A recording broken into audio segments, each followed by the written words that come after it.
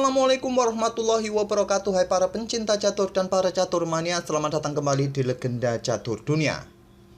Setelah hari libur kemarin lusa kawan, Tata Steel Chess Turnamen 2023 kembali melanjutkan babak kelima tadi malam kawan. Dan ada kejutan kembali di babak kelima tadi malam kawan, dimana di babak kelima Magnus Carlsen kembali kalah kawan. Sudah 2 kali berturut-turut ini Magnus Carlsen kalah. Kemarin lusa di babak keempat dia dikalahkan oleh Anish Giri. Di babak kelima tadi malam Carlsen kalah oleh Abdus Satorov dalam permainan endgame menteri versus menteri dengan keunggulan 1 pion dari Abdus Satorov kawan. Dan partai menang kalah yang lain ada di partainya Levon Aronian, berhasil mendapatkan kemenangan pertamanya terhadap Vincent Kemmer. Begitu juga dengan Farhan Maksudov ini mendapatkan kemenangan pertamanya atas Jordan Van Foreest. Jordan Van Foreest ini sudah 2 kali mengalami kekalahan juga. Dan sekarang komposisi klasemennya sebagai berikut kawan, otomatis membuat Nordibek Abdus Satorov memimpin sendirian sementara klasemen sampai 5 game ini kawan dengan perolehan 4 poin.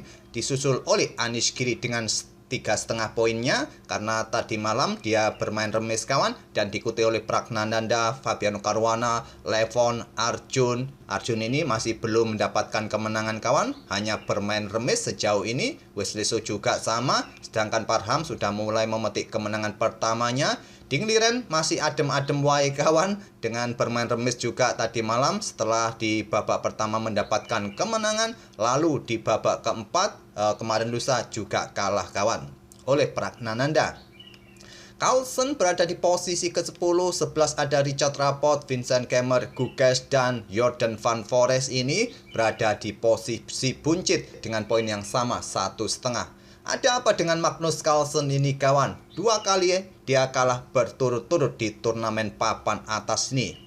Apakah Carlsen ini kurang ngopi? Atau dia lagi diuber-uber oleh debt collector pinjol kawan sehingga kurang fokus?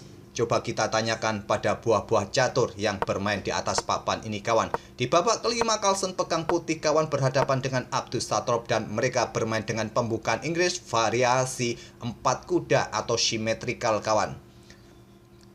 Di posisi pembukaan ini seperti biasanya kawan, akan saya sedikit tunjukkan beberapa variasi yang bisa dipilih oleh kedua pemain, terutama jalur utamanya kawan. Di sini pilihan utamanya adalah pion G3 yang kemungkinan banyak akan dibalas dengan pion G6 sama-sama Fiacento, dan nanti permainan akan berubah ke dalam bentuk permainan King's Indian Defense. Dan kalian bisa mendorong pion D5 atau melakukan pertukaran pion D pukul pion C5. Atau pilihan nomor 2-nya kawan, langsung dobrak petak pusat dengan pion D4, terjadi pertukaran seperti ini kawan, pion E6, dan tetap bisa melanjutkan dengan variasi Fiacento pion G3 kawan. Itulah 2 variasi utama kawan. Carlsen memilih dengan pion E3, tidak berencana variasi Fiacento lagi. Sekarang pion E5 untuk mengontrol petak D4 ini agar putih tidak bisa bermain dengan pion D4. Settingan seperti ini kawan dikenal dengan nama Maroczybin yang dipopulerkan oleh Geza Maroczyn, pecatur atau master catur asal Hungaria. Gajah E2, pion D5, pion C pukul pion D5, kuda ambil balik pion D5.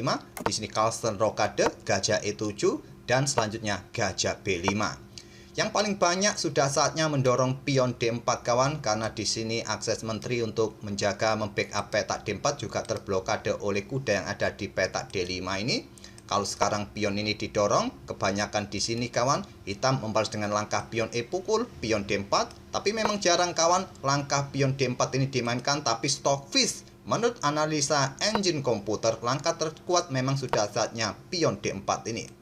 Tapi Carlsen bermain dengan gajah B5, coba tekan kuda untuk mendapatkan pion E5 kawan. Didahului oleh Abdus Satorov pertukaran kuda dengan tempo ancam menteri. Jadi otomatis harus dipukul balik kawan menggunakan pion G agar tidak terlalu dini terjadi pertukaran menteri kawan jika memukulnya menggunakan pion D. Menteri C7, backup pion E5-nya. Sekarang pion D4 mulai didobrak kawan. Pion C pukul pion D4, pion C pukul pion D4, pion E pukul pion D4, kuda ambil balik pion D4, tetap memberikan pressure bagi kuda C6 dengan 2 perwira, dan di sini gajah D7 oleh Abdus Satorov memberikan backup lebih bagi kudanya kawan. Kalian juga bisa melakukan rokade di sini. Kemungkinan di sini akan dilanjut dengan gajah B2 dan terjadi pertukaran kawan. Kuda pukul kuda D4, gajah ambil balik kuda D4 dan gajah D6. Mungkin inilah settingan yang bisa terjadi jika langsung rokade. Tapi di sini memilih dengan langkah gajah D7 terlebih dahulu. Ada dua opsi nanti bagi raja hitam ini kawan, pendek atau panjang yang bisa dipilih oleh hitam di langkah berikutnya. Dan Carlsen tidak melanjutkan pertukaran ataupun di sini menteri ke petak C2 untuk pressure lajur C ini merupakan pilihan terbaik bagi putih menurut analisa engine komputer. Tapi Carlsen memilih mempertahankan buah di atas papan kawan. Tidak bermain simple lagi, ingin sedikit kompleks mungkin mempertahankan buah-buah di atas papan. Dan sekarang gajah F6. Sudah saatnya rokade pendek oleh hitam di posisi ini kawan. Tapi memilih mencoba mengejar benteng, dan benteng ini harusnya juga langkah yang logis digeser saja kawan ke petak B1. Tapi Carlsen memilih keputusan yang sangat beresiko kawan, membiarkan bentengnya untuk disikat oleh gajah. Dia berniat untuk mencegah pergerakan raja hitam rokade pendek untuk memaksa rokade panjang, dan juga pergerakan gajah ini bisa saja nanti ke petak D6 kawan. Harapannya seperti itu jika rokade panjang bisa mengganggu menteri di diagonal ini nanti. Simple Abdusator menerimanya, gajah sikat benteng. Kalau terburu-buru di sini kawan, rokade panjang, ide dari Magnus Carlsen adalah gajah ini kawan. Setelah menteri ini bergerak, pion A4 dan gajah akan ambil benteng, diambil balik. Tetap posisi gajah ini bisa mengganggu raja hitam. Putih mempunyai banyak keuntungan. Diikuti benteng ke lajur C ini juga akan memberikan tekanan berat. Oleh karena itu Abdusator langsung ambil benteng A1, diambil balik oleh menteri. Sekarang posisi menteri terdefleksi, sudah tidak bisa memberikan kesempatan gajahnya bergerak. Barulah sekarang rokade panjang oleh Abdusator. Benteng C1, di sini raja bergeser ke B8, dan di sini Magnus Carlsen ambil pion G7 dengan menteri kawan. Benteng HG8, menteri ditarik mundur lagi ke B2. Langkah ini adalah langkah blunder kawan. Kenapa Carlsen tidak mencoba ambil pion ini? Kalau Stockfish menyarankan ambil pion H7. Ancamannya ada gajah bergerak ke petak G4 kawan. Coba ancam kuda. Memang terlihat gajah ini bergerak untuk pressure kuda di sini. Dia meninggalkan backup bagi kuda C6. Kalau kalian punya ide sikat kuda berharap diambil oleh pion dan lajur B terbuka, tidak bisa begitu. Menteri akan sikat gajah ini kawan. Dan kalian tidak bisa ambil karena posisi benteng bisa meluncur skakmat nanti. Ya, paling logis menteri ambil benteng G8, dan di sini menteri ambil benteng C1, diambil balik oleh gajah. Benteng ambil balik menteri putih G8 kawan. Tapi tetap saja keuntungan tetap didapat oleh hitam dengan keunggulan benteng ini kawan.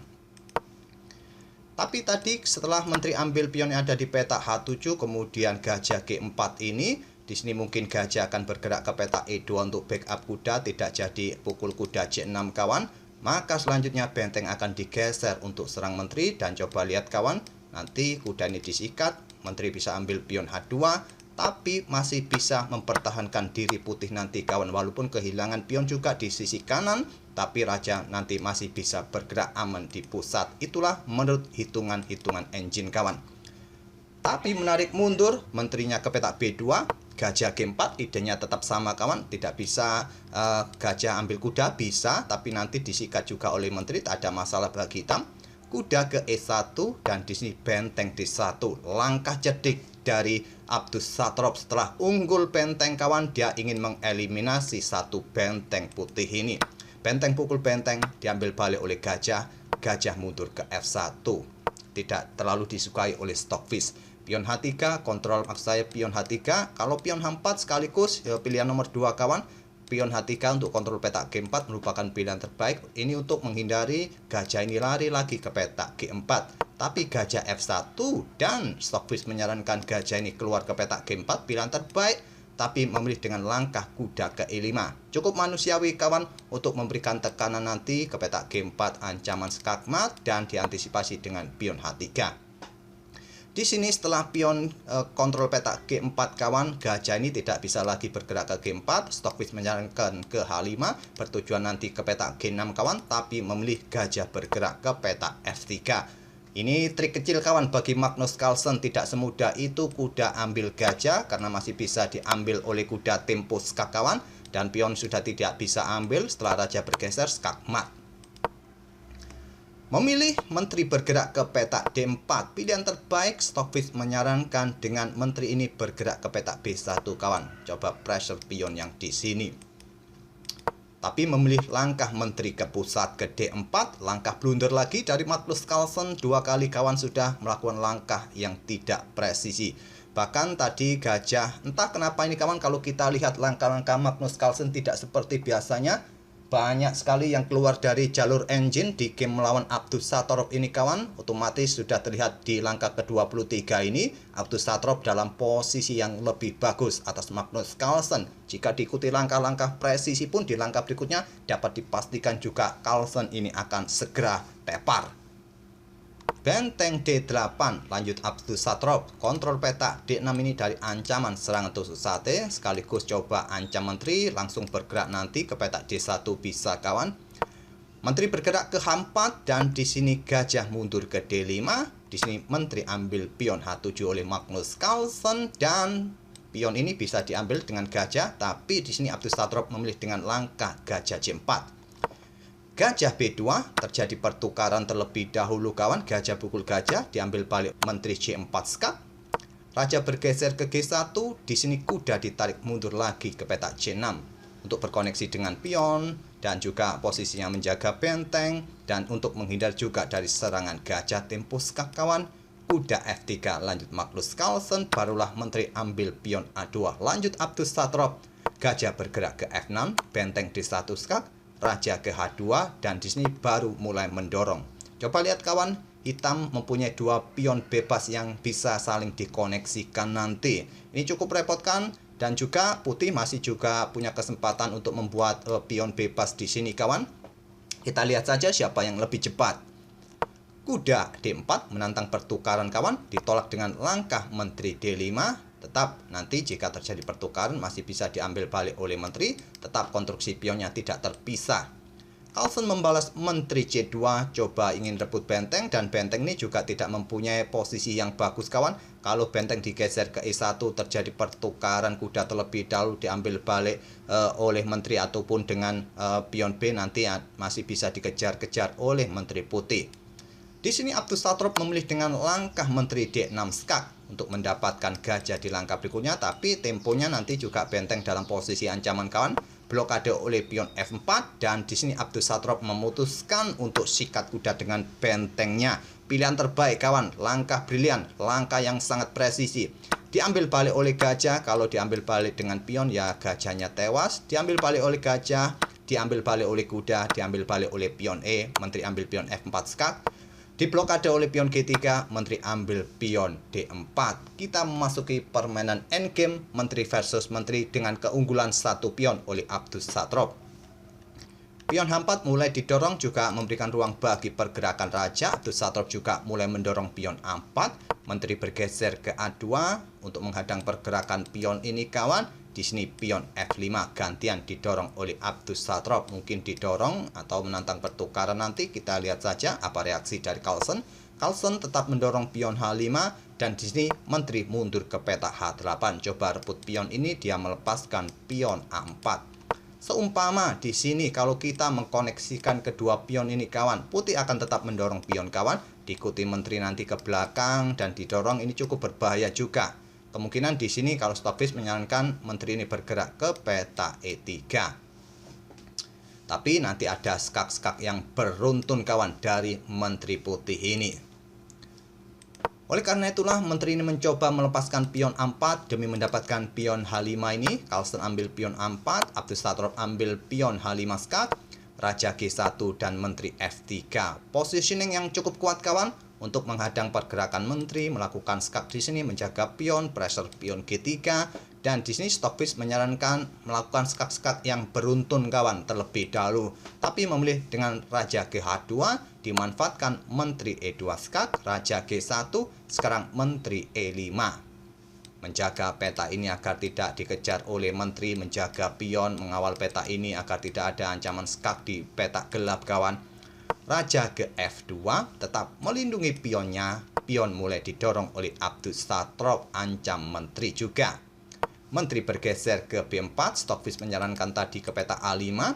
Raja hitam mulai maju ke B7, sekarang pion G4, pion F pukul pion G4, menteri ambil balik pion G4. Di sini raja hitam mulai bergerak lagi kawan, dan dilanjut menteri bergerak ke G8. Saya yakin pada posisi ini kalau kalian yang main pasti akan melakukan skak-skak yang beruntun kawan. Tapi tetap saja raja ini masih akan tetap aman, masih dalam posisi terkendali. Sekarang posisi kemenangan sudah di tangan Abdus Satrop dengan keuntungan satu pion ini kawan. Apalagi posisi raja ini sudah ya diblokade, sudah ada halangan, tidak bisa lagi mengejar pion hitam ini. Sama dalam permainan benteng kawan, kalau raja lawan sudah di cut off seperti ini, sudah diberi barikade, sudah tidak bisa melintas, sudah sulit untuk melakukan atau berharap remis di langkah atau berharap menang pun sudah sangat sulit, kecuali mabuk lawannya kawan. Carlsen menteri G8, pion B4, raja F3, raja hitam B5 lanjut Abdus Satrop, raja G2 dan menteri E2 skak. Ini memaksa raja bergerak kawan ke petak G3. Di sini menteri bergerak ke E3 skak untuk memberikan dukungan bagi pionnya di baris ketiga. Setelah raja G2 pion B3, menteri B8 lanjut Carlsen. Carlsen sudah dalam posisi kalah tapi masih belum mau menyerah. Berharap dengan posisi raja terbuka bisa melakukan skak-skak yang berulang kawan. Menteri kembali ke G8 skak, raja C3, menteri C8 skak, raja D2 dan menteri bergerak ke petak H8, mencoba bergerak ke petak B2, raja C2, menteri C8 skak, dan di sini raja ke D1. Posisi yang sangat penting kawan, untuk menghilangkan tempo bagi menteri putih melakukan skak. Kalau skak di petak-petak ini di lajur D ya blokade oleh menteri, tempo skak lagi kawan. Kalau bergerak ke petak ini melakukan skak ya ada menteri blokade tempo skak, pion bisa lolos promosi. Carlsen kehilangan tempo kawan, berharap dengan baris belakang untuk melakukan skak di sini, dan di sini menteri D2 skak. Langkah terbaik untuk memperpanjang permainan bisa mundur ke baris pertama kawan, tapi Carlsen memilih raja naik ke petak G3. Setelah pion B2 ini, Carlsen baru menyerah di langkah ke-60. Karena sudah tidak mungkin lagi kawan untuk membendung laju pion ini untuk promosi. Kalaupun kalian melakukan skak-skak yang berulang ke petak H1, blokade oleh menteri, tempo skak juga memaksa pertukaran, hitam menang pion promosi. Kalaupun kalian mencoba melakukan skak di sini, ya raja ini bergerak ke petak C2. Kalau kalian bergerak ke petak-petak terang ini ada blokade menteri, tempo skak juga, hitam akan menang, tetap terjadi pertukaran menteri yang tidak bisa dihindari. Atau kalian bergerak melakukan skak di sini, ya blokade oleh menteri lagi di C3, tetap terjadi skak juga, terjadi pertukaran menteri, pion promosi. Disinilah kawan kuncinya tadi, raja bergerak ke petak D1 ini membuat langkah kemenangan lebih cepat oleh Abdus Satrop. Baru di langkah ke-60, pion B2 ini membuat Magnus Carlsen menyerah. Oke, itulah kawan permainan Magnus Carlsen yang 2 kali kalah berturut-turut. Sejak babak keempat dikalahkan oleh Anies Giri, kemudian dikalahkan oleh Abdus Satrop di babak kelima ini. Siapa di sini yang menjagokan Abdus Satrop? Silakan angkat tangan dan berikan nomor HP kalian kawan. Seperti biasa 4 nomor terakhir nanti kita akan undi jika Abdus Satrop ini memenangkan turnamen ini. Masih cukup panjang kawan, masih ada 8 game tersisa dan masih ada kesempatan untuk menebak siapa juaranya. Seperti biasa, silakan kalian kasih 4 nomor kawan, nomor HP kalian, nomor 4 terakhir, nanti kita akan undi jika tebakan kalian menang.